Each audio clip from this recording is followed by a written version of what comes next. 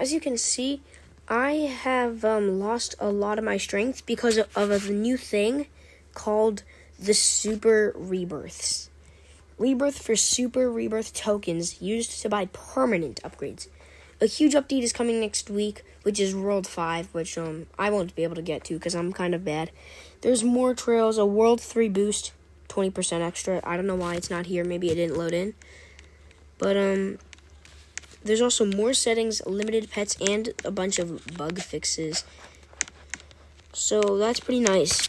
So what the upgrades are is pet storage, an extra pet equipped, walk speed, enchant luck, and extra lucky.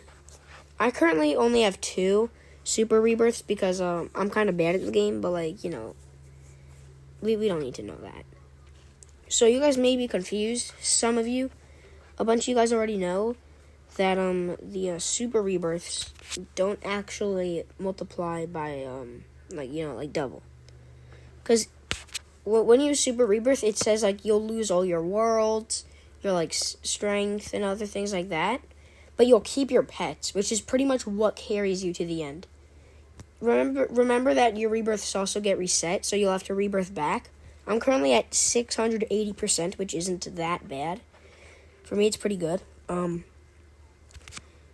So people might be confused on what super rebirths do, and this is what they truly do. So, you know how it says like, oh, you'll lose all that stuff, but you'll get a 100% boost? It's not like you'll get a 100% boost while like training.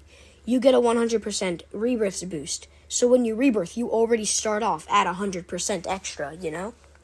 And then on your next super rebirth, you'll start off at 200%, and so on and so forth. The current max is about 10. So I would only have 480% if it wasn't for the 2 super rebirths, you know? So it actually increases your rebirth percentage, which means it's actually easier to get to a higher level of rebirths, which is pretty OP. The huge update next week is the world, so we don't have to worry about that right now. The trails. These trails are pretty expensive for me, but they're pretty good.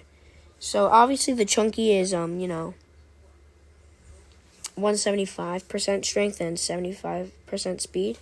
I'm pretty sure the RGB is 200, the flames is 225, and the hazardous is 275 strength. I don't know about the speed yet, but yeah, the trails are pretty OP. So I would definitely get them if you have enough. Leagues stay the same, most things stay the same. So that's pretty much mostly it for the update, besides a new crayon egg where you can get a bunch of cool different crayon pets. I currently have 214. I might get more in the future. But other than that, everything's like about the same. Besides the code 200 million, which gives a 5% boost on all your strength. So yeah. And there's currently a ×2 strength event. So if you're stuck in the third world like me, because the third world is the hardest in the game actually, I would be playing a lot right now. I would also get a friend boost because that also helps. There's also a new world boost at the bottom left, 20%. That's pretty nice. But other than that, that's pretty much it for like the entire like update and like explaining what it truly does. Because some people are still confused, even though it's been like 5 hours. Yeah, it's been about 5 whole hours. It's crazy, man. But yeah. Aside from that, I would grind like a lot right now because this is like the best time to do so on the weekends where there's ×2 strength, especially with the new world boost plus the friend boost, you know. Well, the friend boost ain't old, but I would definitely use all 3 of those. If you guys enjoyed the explanation of this, so you could get a better understanding, like and subscribe, and I do hope you enjoyed. I'm gonna try and get the Kraken and get to the nuclear bunker because I do not want to be 2 worlds behind. Just 1 behind is fine, you know? So, yeah, goodbye.